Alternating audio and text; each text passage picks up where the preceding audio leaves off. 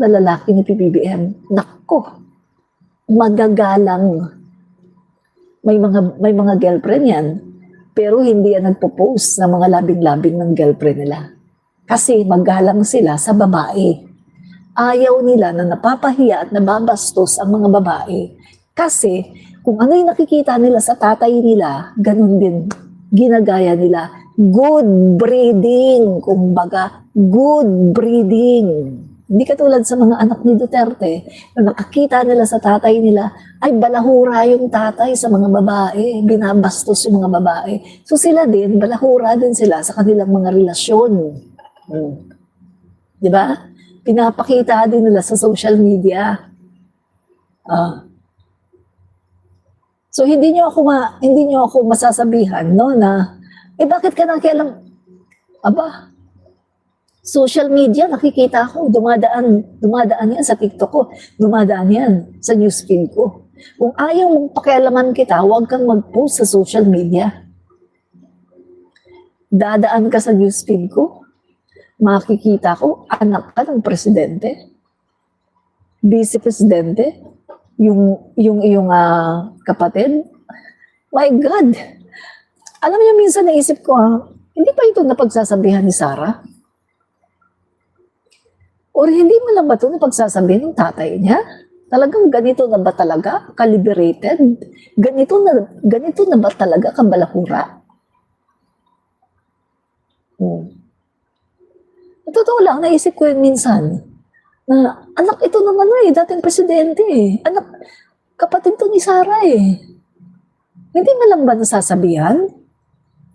Kasi alam nyo sa totoo lang kung kapatid ko yan, halimbawa, ganyan ang estado namin sa buhay, halimbawa, ang tatay namin, presidente, tapos kapatid ko magaganyan, sasabihan ko. Or kung ako man si Digong, sasabihan ko si Kitty. Huwag kang ganyan kasi presidente ako. Pero, ito nakikita natin, ipinopost pa sa social media yung kanyang mga wake and bake. Yung kanyang mga mapupulang mata, pinopost pa. Tapos umahalakhak. Nakitang-kita mo parang bangag na bangag. My God! Huwag kayo magpo-post ng ganyan. Delikadesa. Nakakita ba kayo ng post ng anak ni PBBM na may kasamang girlfriend nakipagharutan sa loob ng kwarto? May nakita ba kayo? Mga lalaki yan mga lalaki yan, anak ni PBBM. Never kayong nakakita ng ganyan. Pero ito, Kitty, Kitty. Sa loob ng kwarto, kasama yung lalaki. Nakahiga yung lalaki, doon, nakahiga yung ulo doon sa kanyang lap. Silang dalawa lang sa loob ng kwarto. Bata pa siya,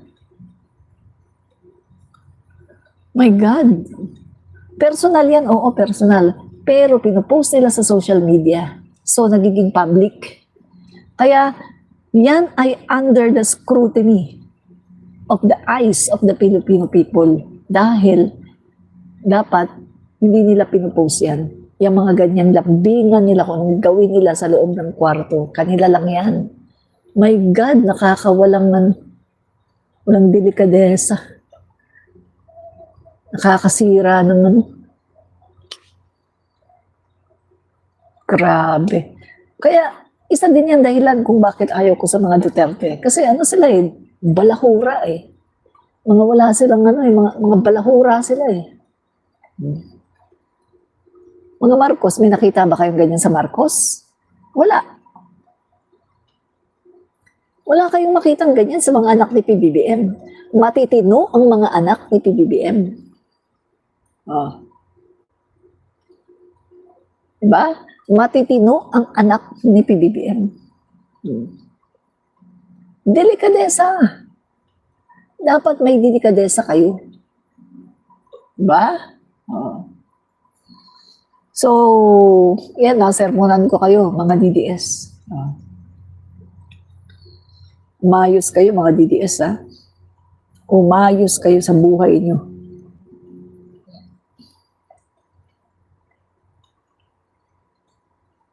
Umayos kayo, mga DDS. Huwag kayo masyadong ano. Ano pa? Sa pag-ayos, no? Topic natin to. Yan. Ang sabi po ni Senator Panfilo Lacson, halos lahat ng mga senador sa 19th Congress, halos lahat ay may insertions no, sa 2025 national budget. Pero bakit parang House lang ang pinupunterya? No? Bakit mukhang si Speaker Martin Romualdez lang ang iniipit ng mga akusasyon kahit na wala siyang direktang kaugnayan, habang ang ibang opisyal na may insertions worth hundreds of billions ay tahimik lang? Easy lang sagutin kasi gusto nitong mga Duterte ay sirain si Speaker Martin Romualdez kasi ikokonekta nila yan kay PBBM at patatalsikin nila si PBBM. Kaya mga kababayan, mga dilawan, mga kakamping, mag-isip. Diba? Mag-isip kayo. No? Ang katotohanan, Senate ang may hawak ng pinakamalaking insertions at mismo mga kasamahan nila ang umamin dito. No? So, almost all senators may insertions ayon kay Ping Lacson. Hindi ito haka-haka. Ayon sa kanya, only 2 or 3 senators sa 19th Congress ang walang insertions. Wow! Sino kaya yung 2 or 3 na walang insertions? No? Ibig sabihin, mahigit 20 senators ang sangkot sa pagpapapasok ng 100 billion worth of projects ng flood control. So kung ito ay ginawa sa GAA, hindi ba't ito ang tunay na grand scheme? E di sila ang dapat na imbestigahan, no? So sa Senate President Escudero's 142.7 billion insertions, yan mga kaibigan, no?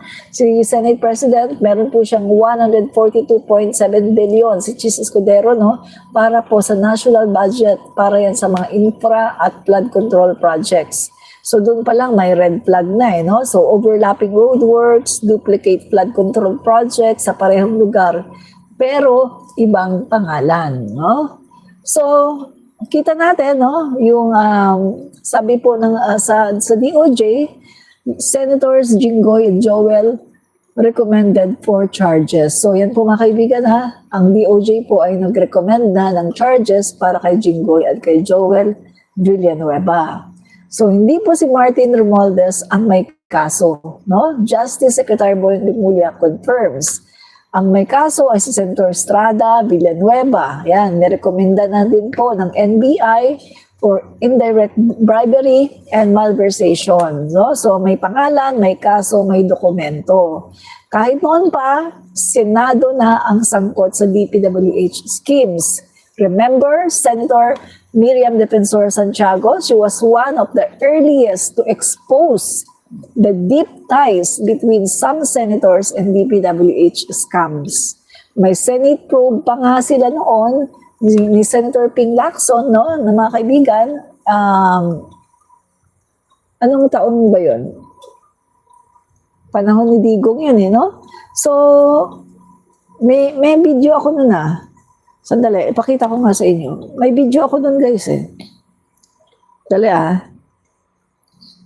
Pakita natin yung ating video. May video ako doon guys okay. Wait So, pinapakita po dito na matagal na, no, yung nangyaring korupsyon sa DPWH, no? Si Senator Miriam Defensor pa nga, no? Senator Miriam Defensor Santiago ang nag-interpolate, no? Dali napin natin. Ang hirap naman hanapin kasi.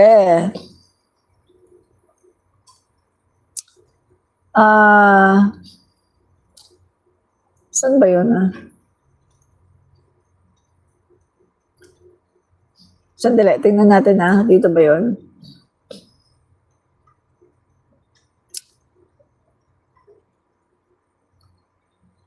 Hindi ko makita guys, no? Ang dami ko kasi yung post eh, no? So nalilito na ako, dapat pala nilalagyan ko ng title. So, kwento ko na lang sa inyo. So yun po matagal na. So andyan pa si Bong Revilla, no? Senador Bong Revilla, nandyan pa si Miriam Defensor Santiago. So ibig sabihin mga kaibigan, malamang mga 2015 yun nangyari. So, meron ng probe no, sa Blue Ribbon Committee tungkol sa mga DPWH. At pinagalitan nga ni Senator Miriam Santiago yung DPWH, no? At sinabi na hindi mo ginagawa yung trabaho mo. So, doon pa lang mga kaibigan, makikita na natin na talagang dekada na itong nangyari, no? Na korupsyon sa DPWH. So, pasalamat tayo ngayon sa ating Pangulo dahil yung Pangulo natin ang naging whistleblower at talagang inilabas nito at talagang nagtawag siya ng full investigation. No? Neil Mariantes, matitigil lang yan o mababawasan kung lahat ng kandidato ay tig-isang term lang at wala ng kasunod para maiwasan ang pagnanakaw.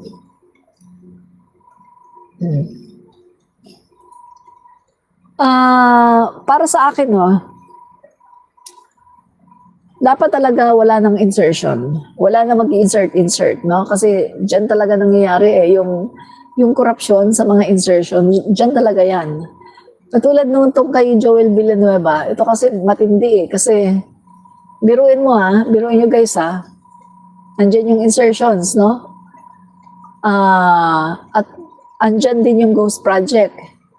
Pero, hindi nakikita sa record. Wala sa GAA. Hindi nakikita sa record. Yun ang matindi, mga kaibigan. Kasi talagang pag hindi siya inilagay sa GAA, hindi siya inilagay doon, matindi talaga yun. Parang nag-insert, pero hindi siya isinama dun sa listahan. Pero nag-insert, nandun yung pera. Yun yung matindi guys, no? So, para sa akin, dapat wala na talagang insertions, no? Itong mga mambabatas na to, itong mga senador na to, dapat wala ng insertions. Ba? Sabi ni John Mascarenes, mahina si Marcos. No, that's not true. Malakas, strong leader si PBBM. Bakit?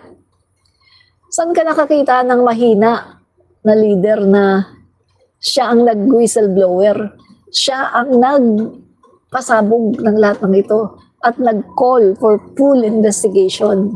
Mahina ba yon? Malakas nga siya at napakatapang. Kasi hindi niya alintana, no? Hindi niya alintana na kahit masagasaan yung administrasyon niya, haharapin niya lahat.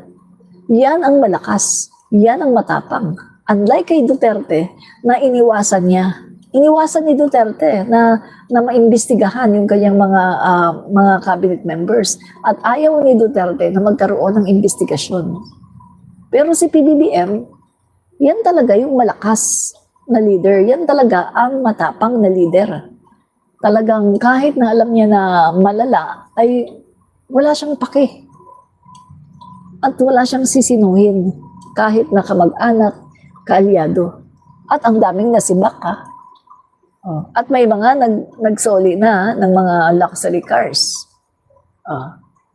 At may mga nakakasuhan na ngayon. Hindi yan nangyari sa panahon ni Duterte. Walang nakasuhan na corrupt sa panahon ni Duterte. Dahil sa panahon ni Duterte, pinagtatanggol niya. Siya ang lawyer. Diba?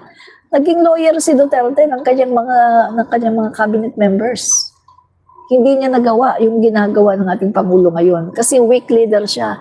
Takot siya. Ayaw niya na madrag ang kanyang administrasyon, ang kanyang gobyerno. Takot si Duterte. Weak leader siya. Mahina na leader. Hindi katulad ni PBBM na napakalakas. Diba? Kita mo nga, West Philippine Sea. Pinaglalaban ng Pangulo natin. Pero si Duterte, pinamigay ang West Philippine Sea. humihimod sa puwet ni Xi Jinping. Lahat ng sabihin ni Xi Jinping, sige, sige, sige. Takot na takot. Inutil daw siya. Inamin niya sa kanyang sona, inutil daw siya. Pagdating daw sa China, sa West Philippine Sea, inutil daw siya. Inamin niya. Di ba? So, kung mayroon mga weak leader dito, walang iba kundi si Duterte. Weak na weak talaga si Duterte. Sa totoo lang. No? Alam niyo mga DDS, aminin niyo na. Paminsan-minsan wala namang masamang umamin eh, di ba? Aminin niyo na. Aminin niyo. Ayaw niyong aminin. Kahit naman hindi niyo inaamin, ay talaga namang kitang-kita, di ba? So, wala tayong magagawa dyan. Kahit hindi niyo aminin.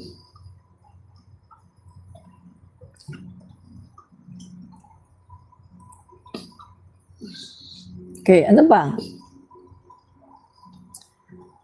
Pa guys, no? Ano pa? So, ang gusto lang talaga ngayon ng mga Duterte, ng mga allies niya, masira si Speaker Martin, yan lang talaga. Maghiganti. No? Yan lang talaga. Yan ang gusto ng mga Duterte, maghiganti.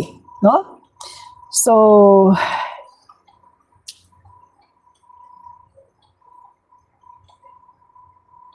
yan. So, ang nangyari ngayon, yung marami sa mga senador, halos lahat may insertions, pero ipapasa nila ang sisi sa iba. Yan. So, maglilinis sila. So, ang tawag dyan ay hypocrisy. Diba? Yan.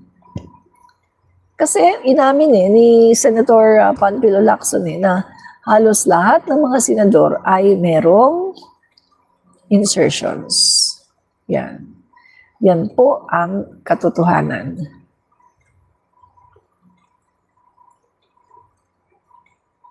Yan.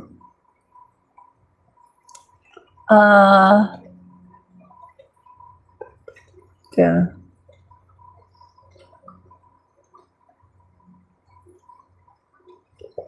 tingnan nyo si Chis Escudero. Tingnan nyo si Chis Escudero. Meron na namang, tingnan nyo guys Chis Escudero. Panay siya bintang, no, kay Speaker Martin Romualdez. Panay siya bintang. Pero guys, si Speaker Martin Romualdez ba, pinagbintangan ba siya? Si Speaker Martin Romualdez ba, nagsalita ba ng masama kay Chis? Pero si Chis ang daming sinasabi.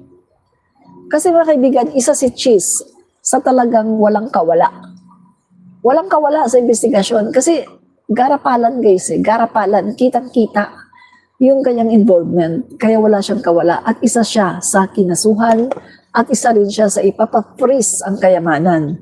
So mga kaibigan, sabi dito ni Chis, kung nais ninyong lumitaw ang katotohanan, kung nais ninyong panagutin ang tunay na salarin, kung nais ninyong makulong ang tunay na may kasalanan, huwag ninyong kampihan si Martin Romualdez. Punitin natin ang script ni Martin Romualdez, Chis Escudero. So mga kaibigan, tingnan natin tama ba yung sinasabi niya? Mukhang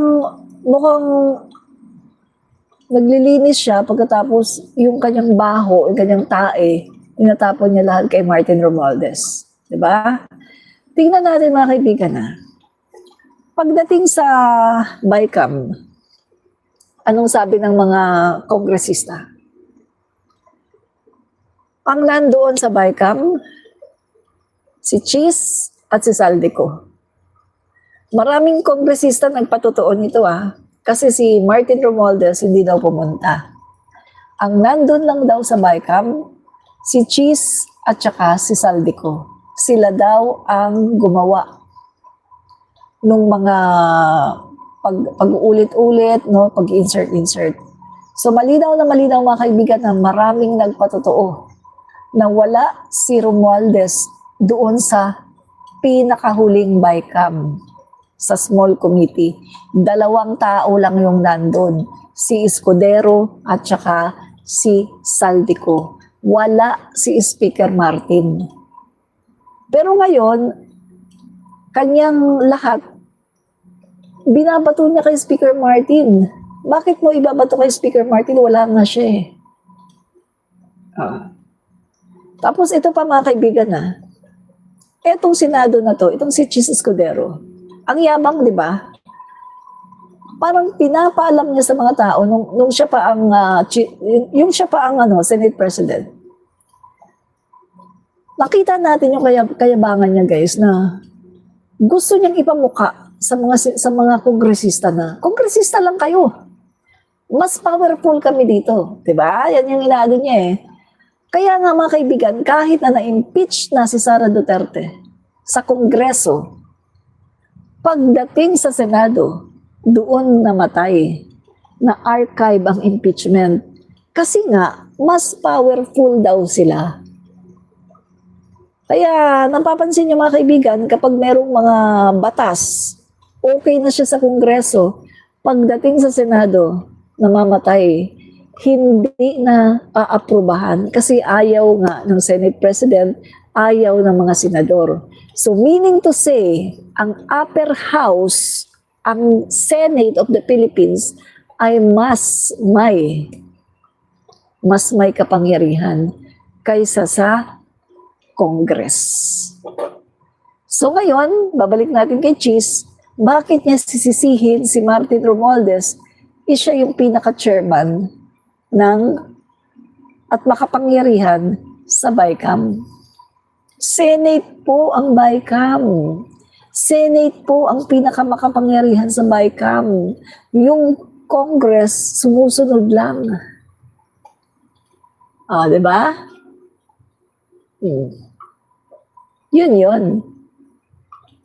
Pagdating sa sasabihin nyo, ay kami, mas makapangyarihan kami kaysa sa Congress. Pero pagdating na sa mga ganito, sasabihin nyo, si Martin Romualdez, hello, hindi nakikita na si Martin Romualdez. Isa pa, yung mga tao na nag-testify, hindi naman tinuturo si Martin Romualdez eh. Puro Chis Escudero ang tinuturo eh. Pati yung undersecretary ng DPWH, Chis Escudero, isa si Chis Escudero sa tinuturo. Ay, yung lalaki, undersecretary nga ba yun? Hindi. Ang undersecretary, yung babae eh. Yung lalaki, nakalimutan ko yung basta yung lalaki na nag-testify, Chis Escudero din, di ba? So, meaning to say mga kaibigan, ang nagsabi lang talaga, ang nagdawit lang talaga ng pangalan ni Martin Romualdez ay yung witness ni Marcoleta. Yun lang ang nag-iisa na nagdawit ng pangalan ni Martin Romualdez, yung witness ni Marcoleta na ayun, alam naman natin na yung kanyang affidavit ay peke. At ngayon nagtatago na siya, ayaw niyang lumabas. Sabi ng iba, pinoproteksyonan daw ng Marines. Kung totoo yung sinabi mo, bakit hindi ka pumunta ng DOJ? Di ba? Meaning to say, booking kasi na booking. Kasi nga mga kaibigan, gusto talaga nila isangkot si Martin Romualdez. Kasi kapag naisangkot nila si Martin Romualdez, si PBBM naman ang kanilang isasangkot. Pagkatapos, palalabasin, bababain na nila si PBBM sa pwesto. Yan yung ng mga DDS na yan, guys eh. Alam na natin yan, mga galawang DDS na yan. Pero hindi sila magtatagumpay. Diba? Kasi hindi naman talaga si Martin Romualdez kasama. Diba? My God! Kahit sino makakapag-testify, wala si Martin Romualdez sa BICAM. Ang daming nag-testify niyan, mga kaibigan. Wala si Martin Romualdez sa BICAM. Diba? So alam nila yan, mga kaibigan. So bakit nila isasama si Martin Romualdez?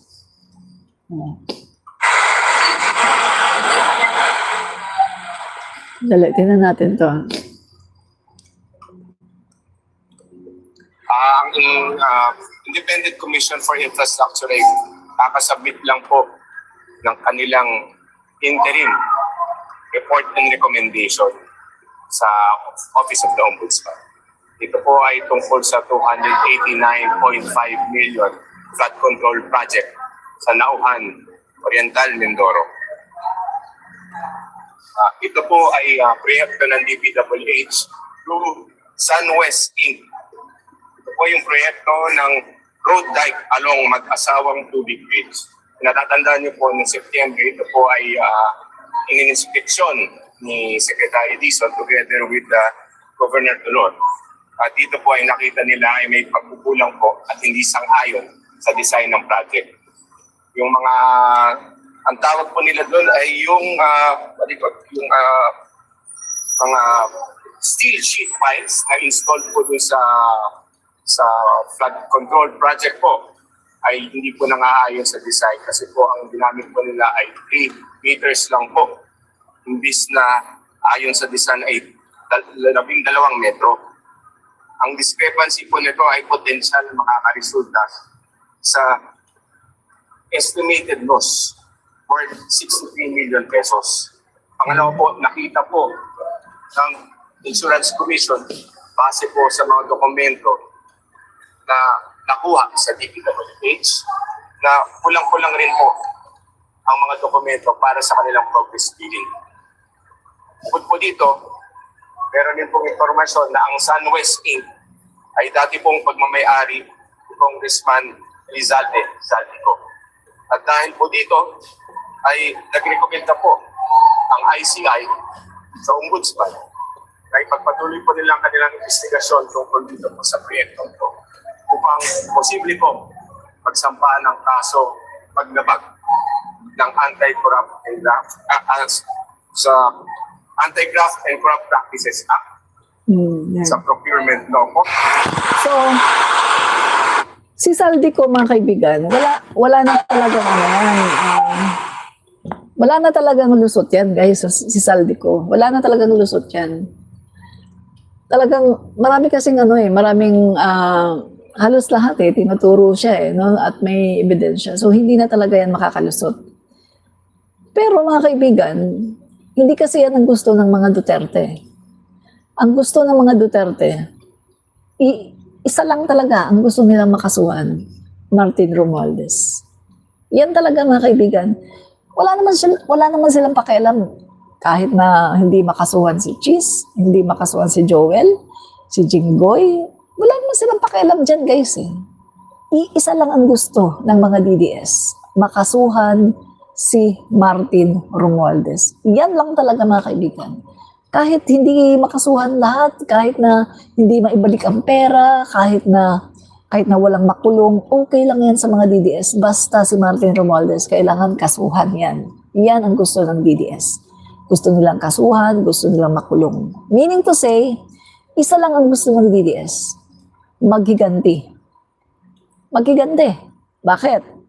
Kasi nabuking nga si Sara, di ba? Nabuking yung kanyang confidential funds, 612 million. At saka nabuking din yung mga ginawang kalokohan sa DepEd, tsaka pati nung mayor pa siya. Nabuking Nagkaroon ng good governance hearing sa Congress. Nabuking ang lahat ng mga pinagkagawa ni Sara.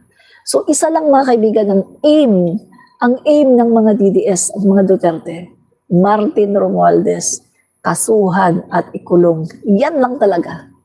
Wala silang pake kahit Chis Escudero, kahit na hindi makasuhan, okay lang yan. Yung mga diskaya, kahit hindi kasuhan yan, kahit na hindi ibalik ang pera, okay lang sa mga DDS. Kahit lahat ng mga yan na nagnakaw, hindi sila makasuhan, hindi sila makulong, okay lang sa DDS. Basta, Martin Romualdez, kailangan idawit nyo at ikulong nyo si Martin. Yan lang talaga ang aim ng mga DDS. Isa lang talaga. Isa lang, guys. Sa katotohanan lang tayo dito, no? Real talk lang tayo dito. Isa lang ang aim ng mga DDS. Martin Romualdez lang talaga. Yan talaga ang gusto nila. Grabe ang hatred nila kay Martin Romualdez. Kasi nga, dahil kay Martin Romualdez, nabuko ang lahat ng mga kalokohan ni Sara. Yan ang katotohanan, mga kaibigan. At saka, bakit din nila gustong madrag ang pangalan ni Martin Romualdez.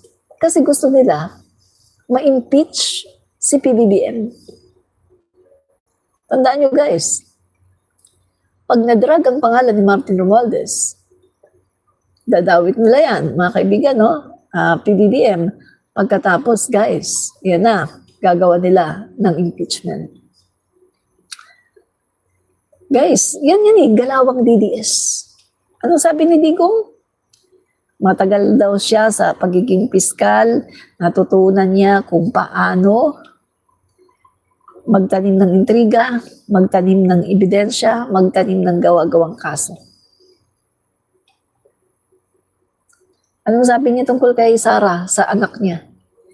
Si Sara Duterte daw, drama queen.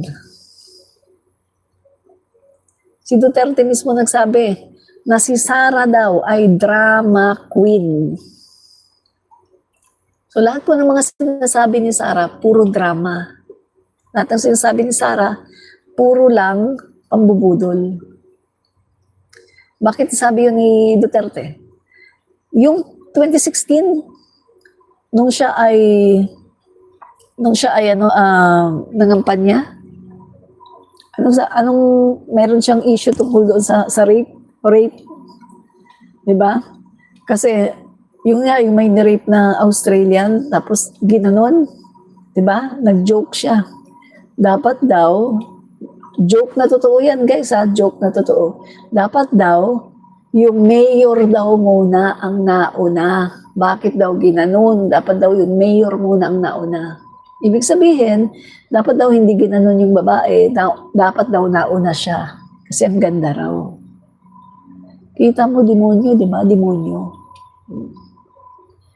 So ngayon, binatiko siya ng buong mundo. Buong mundo, pati ibang mga bansa, binatiko siya. Galit na galit, lalo yung Australia. Kasi Australian missionary yun, guys, yung binastos ni Duterte. Biruin nyo, patay na nga, binastos pa ni Duterte.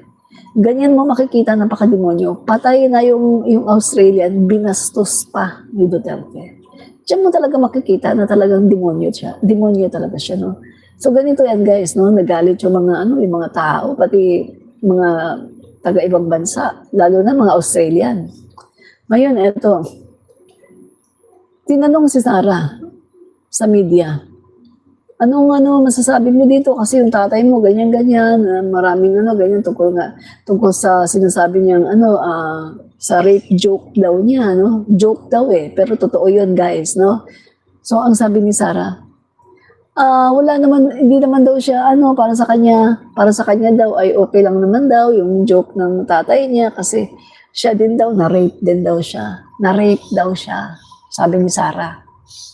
So, ano sabi ng tatay niya? Hindi daw siya naniniwala kay Sara kasi si Sara daw ay drama queen.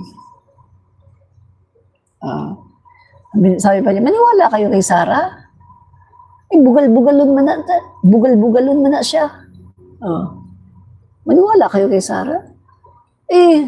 Drama queen yan. Diba? So nakita natin, mga kaibigan, no? Nakita natin na mismo si Duterte umamin na yung anak niya ay drama queen. Mahilig lang magdrama. Diba?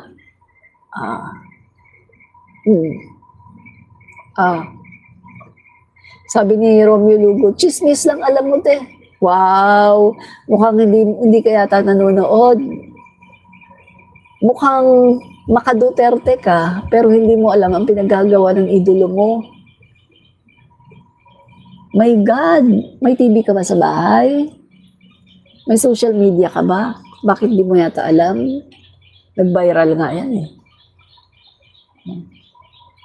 Sandali search natin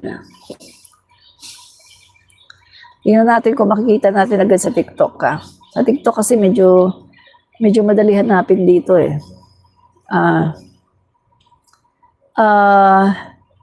Duterte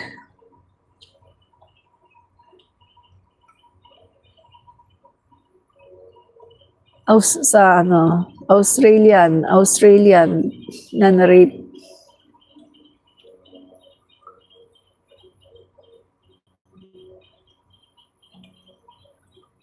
Ito yun. Ah, Minister ng Australiana. Ito problema na ito. Ang isa doon yung Labor Minister ng Australiana. Ito problema na ito. Ay, ang Australian, iba rin sige na tawag eh. Sayang ito. oo. Ang napasok sa isip ko, nirate nila, pinagpilahan nila nga ito.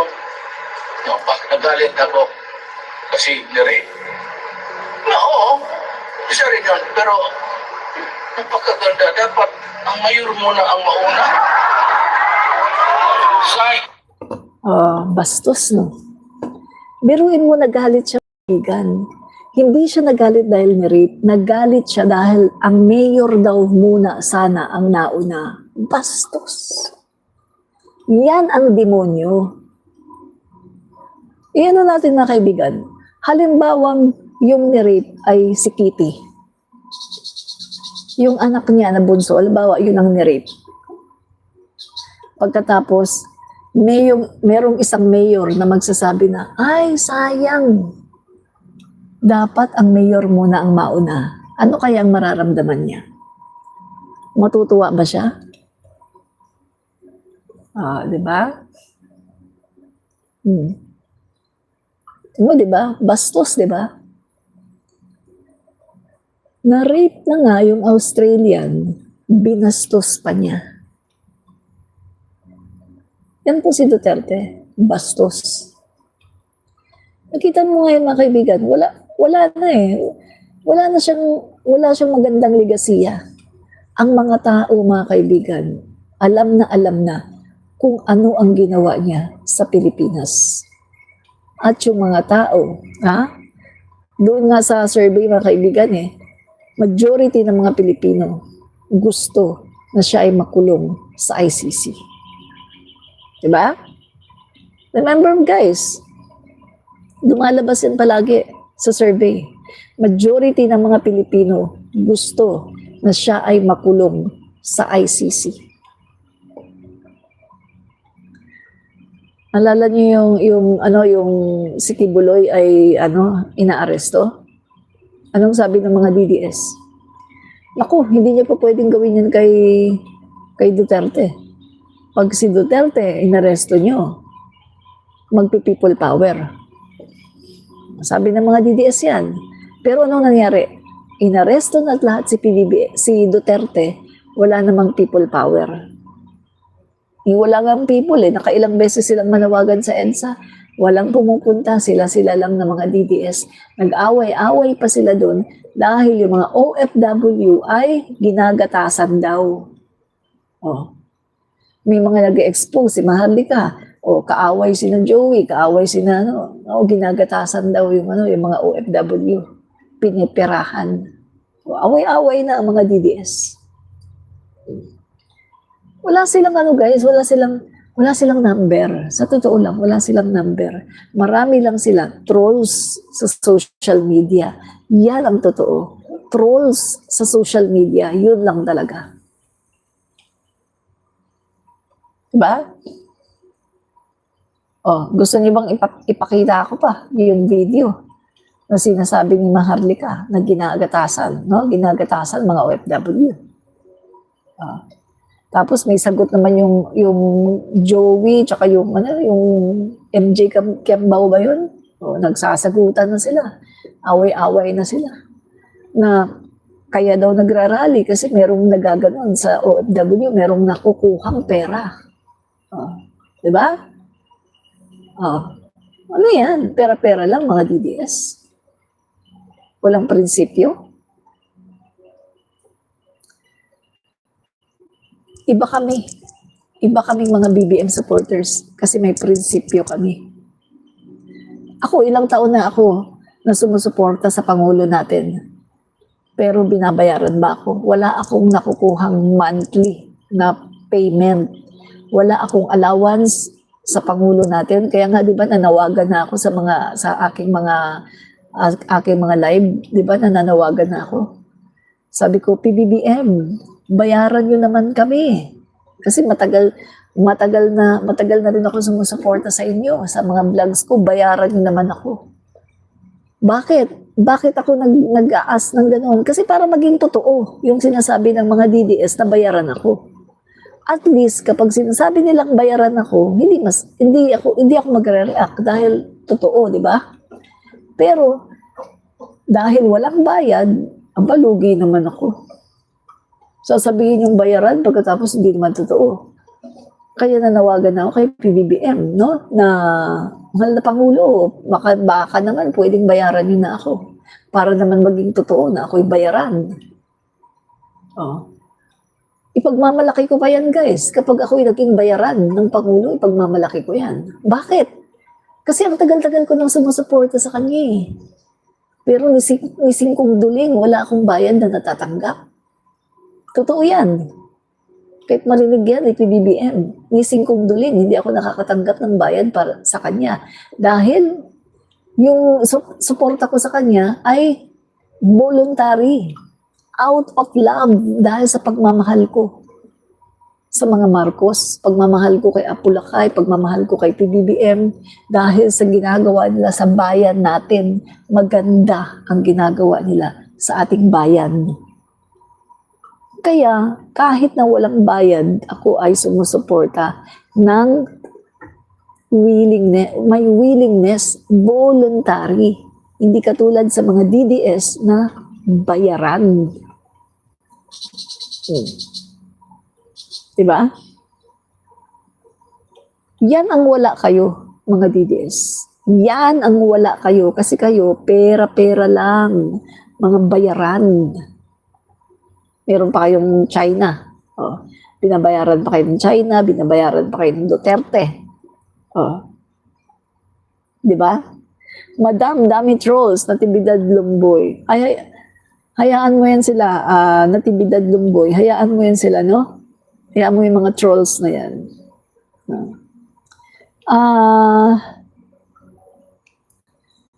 Hayaan niyo po silang mga trolls dito sa ating live. Welcome naman ang mga trolls dito. Yan. So,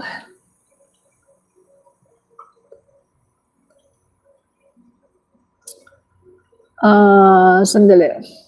Uy, 1 hour ago, 5 pulis na nakatalaga bilang security detail ni Ako Bicol Party List Zaldico tinanggal.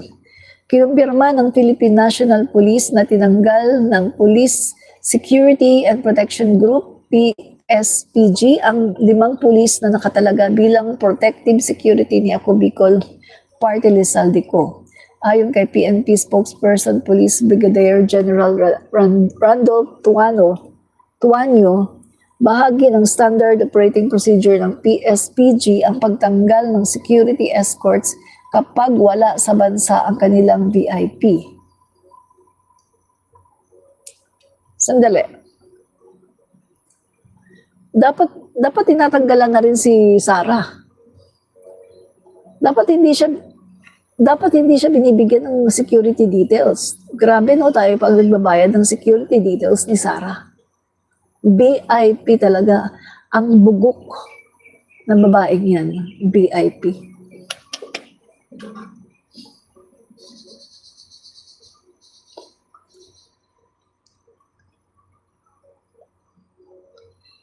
So yan guys, ang bilis ng ICI Meron na silang mga nakakasuhan. Ang bilis may nakasuhan na agad sila sa ombudsman. 2 weeks pa lang to mga kaibigan 2 weeks pa lang. Ay meron na silang mga nakasuhan sa ombudsman.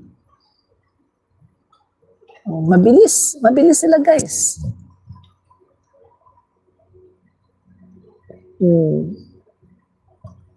Di ba? Hindi yan nangyayari sa panahon ni Duterte. Walang ganyan sa panahon ni Duterte. Diba?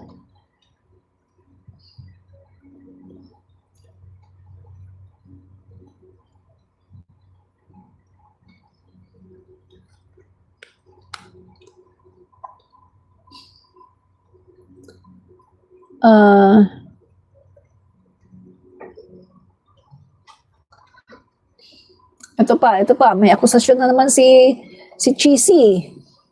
Meron na namang akusasyon si Cheesy. Ah,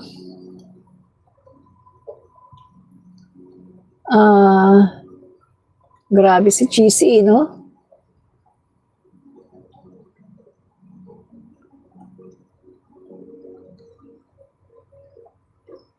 Yan. Dali, ano tayo? Mag-comment lang tayo. Yan. So, itong akusasyon ni Cheesy, mga kaibigan, ang sabi po ni Cheesy Escudero, yan. Senator Cheese Escudero, inakusahan si dating Speaker Martin Romualdez na siyang nagtulak ng impeachment laban kay Vice President Sara Duterte. Wow, ang galing naman. Yung unang grupo na nagtulak ng impeachment kay BP Sara Duterte, ano yun eh? May mga religious group, no? Mga pare, mga madre. Tapos, nandun din may mga teachers. Tapos, may mga media. Tapos, may mga estudyante, no? Sa mga prestigious state universities ng bansa natin.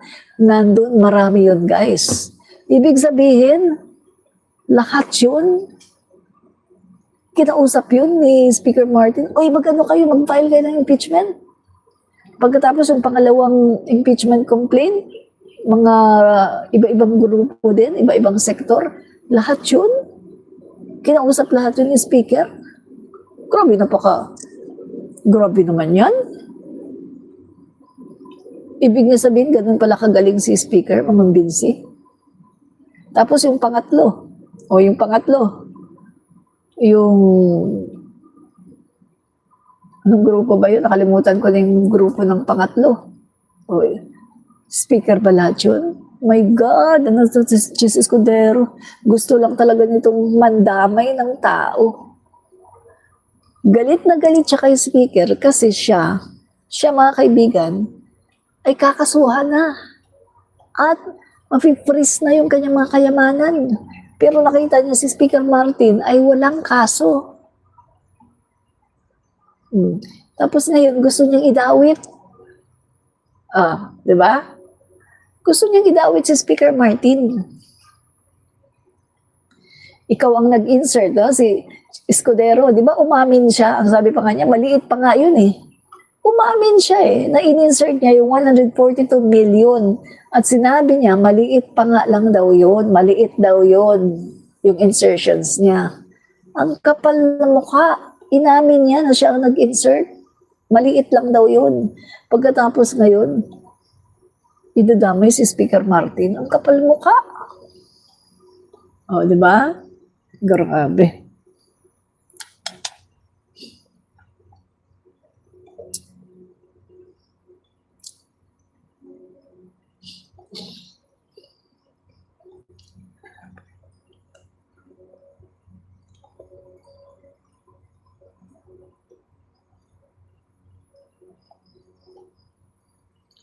Ano to sinasabi ito? May mga estudyante. Akbayan.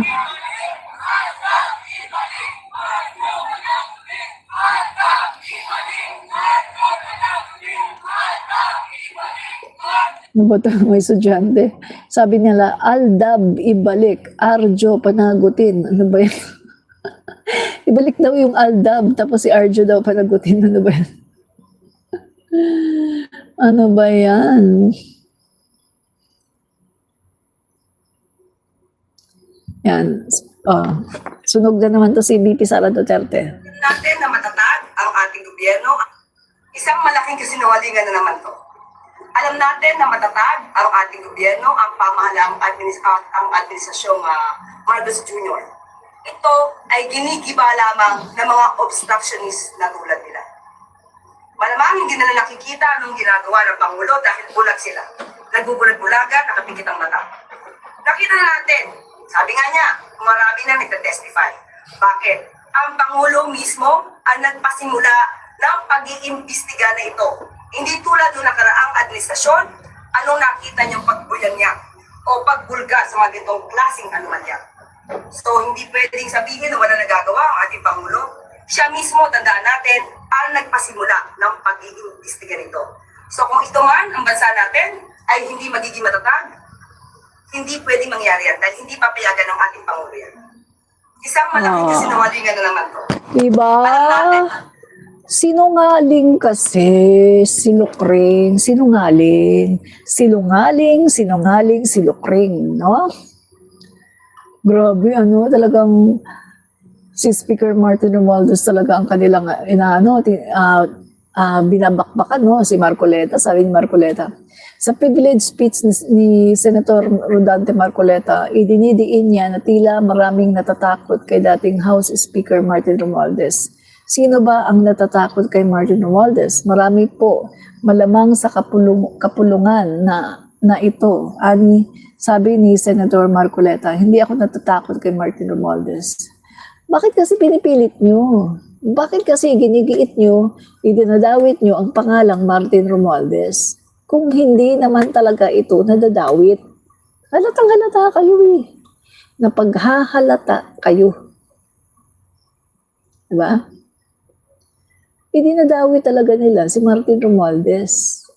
Kasi nga, galit na galit sila kay Martin Romualdez dahil nabuking ang kabalbalan ni Sara Duterte. At kailangan nilang gibain si Martin Romualdez kasi gusto nilang ipa-impeach si PBBM. Diba? Lahat sila, itong mga Duterte senators, lahat sila talagang binabakbakan nila si Martin Romualdez. Diba? Hanap kayo ng ebidensya. Kung gusto nyo talagang idiin si Martin Romualdez, hanap kayo ng ebidensya. Yung tao na kinuha ni Marcoleta, palpak pa. Biruin mo nagpresenta siya ng tao. No, si Gutesa. Palpak naman. Wala. Ito guys logic. Bago nangyari yung pagpepresenta ni Marcoleta kay Gutesa as witness, napansin niyo ba yung pagpunta ni Sara Duterte sa Senado?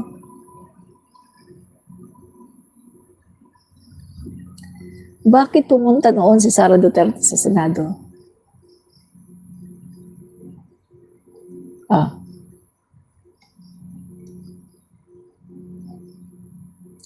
Hindi naman siya pumunta sa hearing.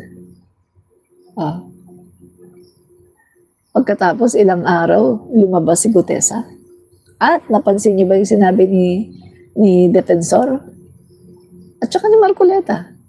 Meron silang ka-meeting.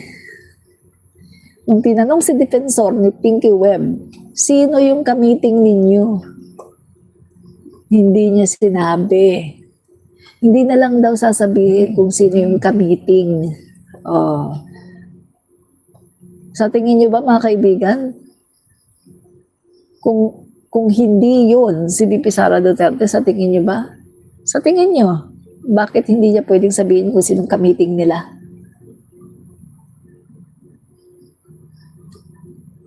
Isa pa, si Defensor ay kilalang alay ng mga Duterte. Isa yan sa congressman na talaga namang nagpasara ng ABS-CBN. At yan din ang dahilan, no? Yung gumawa ng gawa-gawang ebidensya laban kay Senator Panfilo Lacson, siya rin yung nagpresenta ng witness, si Mawanay. Yung nagsinungaling si Mawanay na marami daw mga dollar account si Panfilo Lacson. Yun naman pala. Hindi naman pala totoo. Guys, sanay na sanay. Si Mike Defensor, no? Sa pagtatanim ng intriga at ng ebidensya. Duterte.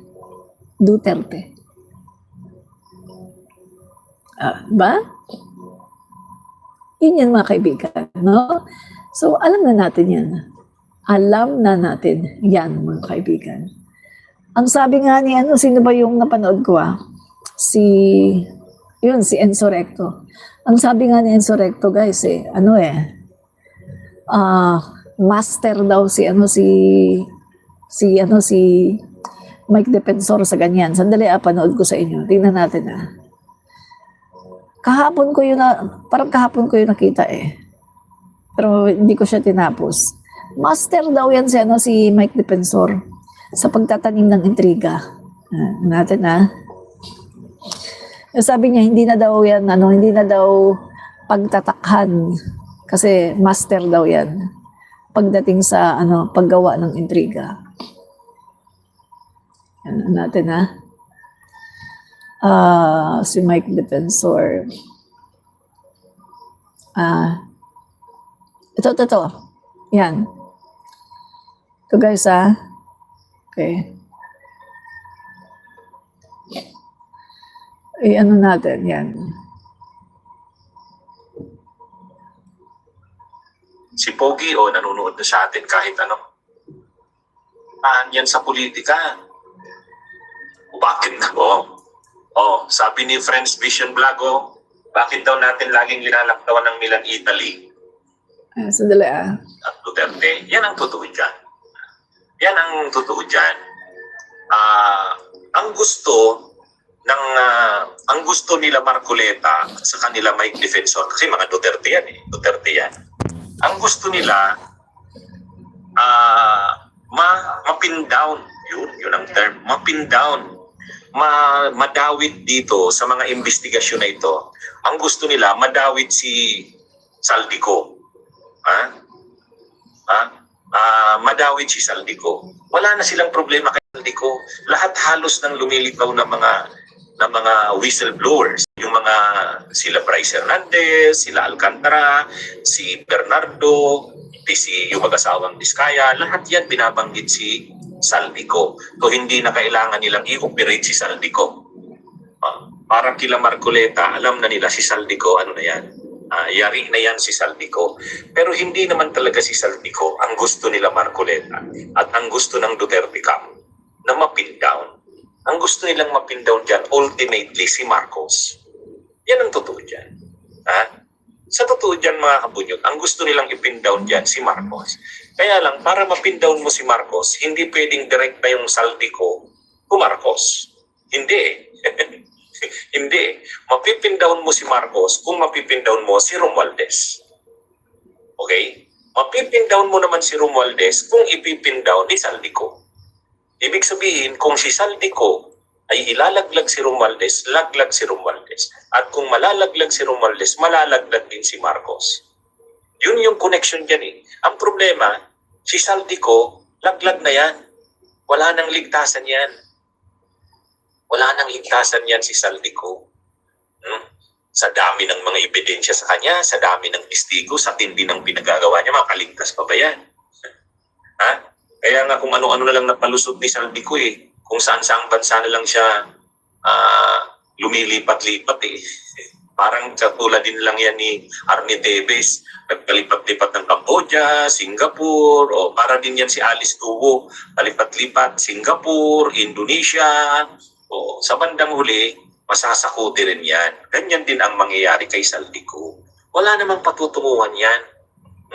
Walang patutunguhan yan. Maliban na lang, kung poprotektahan si Saldico, nila Romualdez at nila Marcos. Kung poprotektahan si Romualdez at si Saldico nila Romualdez at Marcos, hindi yan malalaglag. Ang problema, kapag prinotektahan nila Marcos at nila Romualdez si Saldico, wala. Yung mga sinasabi na yan na programa ni Marcos laban sa korupsyon, walang maniniwala dyan. Kung poprotektahan nila Romualdez at nila Marcos si Saldico, wala yan. Yung pinagmamalaki na yan ni Marcos na labanan ang no one will be spared. Wala. Pero ngayon, makikita naman natin, di ba, hindi prenotektahan kasi nag-issue na ng blue notice sa Interpol na pinapamonitor na kung nasaan si Saldico. Kasi pag lumabas na yung warrant of arrest, ay ipapa-aresto na yan. So nakita natin walang pinoprotektahan. Yan. Pero Romualdez, sino ang titistigo laban sa kanya? wala namang direktang connection si Romualdez. Hmm. Ang pananagutan ni Romualdez Wala. dun sa mga budget. Walang exceptions. direkta, walang Pero dun direkta. sa mga irregularidad sa proyekto, ghost projects, flood control, na mga substandard, wala si Romualdez dun eh. Wala. Maliban na lang na kung Wala siya. maipapakita na si Romualdez ang kumuha ng malaking kickback sa mga yan. At sinong magtuturo sa kanya? Wala. Saldico. Wala. Ang problema ngayon, ilalaglag din kaya ni Saldico. Ilalaglag. So, sabi mismo no, ni Speaker Martin Romualdez, mga kaibigan, na wala siya, no? Wala siyang, kumbaga, wala siyang ino-authorize, no? Na kumuha ng pera, kumuha ng kickback, mga kaibigan, no? So, eto, ang sinasabi ni Speaker Martin, sasagutin niya lahat, no? Yung mga akusasyon sa kanya gamit ang ebidensya. Yan yun, no? Gamit ang ebidensya. So, kailangan, kung siya ipapatawag, kailangan merong ebidensya yung mga nag-aakusa. Kasi si Speaker Martin, may mga ebidensya siya na lalabanan daw niya ito lahat, no? Ng buong lakas, lalabanan niya ito lahat at magpe-present siya ng ebidensya. O yan, evidence by evidence na to guys, no? Kailangan, kapag idawit ang pangalan niya, kailangan may ebidensya. Yun. Tapos, ito. Kaya ni Saldico, si Romualdez. Eh, ano natin, no? Kay ang Mike dilema. Defensor. Kay Mike Defensor. Ayan. Ngayon ni Marcoleta. Pero, Sino yung kay Mike Defensor? kaya, kapag hindi hinayaan ni Ping Lacson na i-present ni Marcoleta yung star witness niya na si Gutesa, i-issuehan na naman siya nila Marcoleta na tutok si Ping Lacson ni Romualdez. Eh dahil hindi naman talaga totoo na tao ni Romualdez sila Ping Lacson. Ay, Barrio Alfresco. Salamat Right. sa pag-send ng Ayan. donation. Kay ano tayo? Kay... Ito naman si Mix P. Orimor. Ibig mong sabihin Defensor. nyo, 2001 yun. Dahil pinagtatanggol ni Mike Defensor nun si Gloria Arroyo. Ito yon, sasabi ko. Nag-produce sila ng testigo. Mhm. Si Gloria Arroyo, si Mike Arroyo, yung mag-asawa, pinagtatanggol ni Mike para masira si Ping Lacson dahil si Ping Lacson nun ang isa sa mga numero unong laban ng Arroyo. Sinisira ni Mike nun si Ping Lacson. Nag-produce siya ng testigo, si Ador Mawanay. Pero nung ang sinasabi ni Ador Mawanay, maraming mga foreign accounts si Ping Lacson. At yung mga illegal na mga transactions daw ni Ping Lacson. Sino ang naglabas ng mga testigo na yun? Si Mike Defensor. Yan, si Mike Defensor, magaling mag-operate yan. Magaling mag-operate yan. Yan ang 14 yan. Nung problemado si Gloria doon sa Hello Garcia, si Mike Defensor na naman ang nagtatanggol kay Gloria. Ino-operate ni Mike Defensor yung mga involved doon. Ganyan si Mike Defensor. Pag mga ganyan, gumagalaw talaga yan. Yan ang natutuwa siya sa papel niya na yan. Political operator. Ang problema, kala nila na Defensor at ni Marcoleta, ang galing na ng political operation nila. Ang hindi nila naisip, lalo ni Mike Defensor, no? Ay kung magaling siya sa political operation, tandaan niya, hindi na sila ang nasa poder ngayon. Noong panahong na kay Gloria siya, sila ang nasa poder. Ang yan. operate niya lahat-lahat. So yan, mga kaibigan ha. So, yung sinabi ko kanina, no, about Mike Defensor, ayan. Diba? Yan po ang master na po ni Defensor yan, no, ni Mike Defensor. Siya po ang naglabas ng mga peking ebidensya laban kay Ping Lacson, yung Mawanay. Yan. So, na nagsinungaling. Pagkatapos, hindi naman pala totoo yung mga sinasabi. So, sanay na po siya, no? Kahit yung panahon, mga kaibigan, yung kay Erap Estrada din yata, no? Gumawa din siya, no? Sa pagkakaalam ko, mga kaibigan, ng pagkakatanda ko, yung kay Erap Estrada din dati, parang may ginawa din siya doon, no? So, yan po ang kanyang forte, no? Propagandist, kumbaga, political operator, no? Political propagandist. So, talagang siya yung magaling, no? Na kumuha ng mga peke na mga witnesses. So, Kita niyo naman, di ba? Witness si Marcoleta, oh. So, sabi ng lawyer, teka lang, tanggalin niyo yung post na yan dahil hindi ako ang nagano yan, ang nag-notary. Di ba? So, yung gusto nilang gawin na i-pin down si Speaker Martin Romualdez ay na-counter ka agad. Kasi sinabi ng lawyer na hindi daw siya ang nag-notary. Diba? Lynn Mariano, hello Admin Rich. Hi, hello Lynn Mariano. Salamat sa pag-drop by. No? Salamat. Ayan.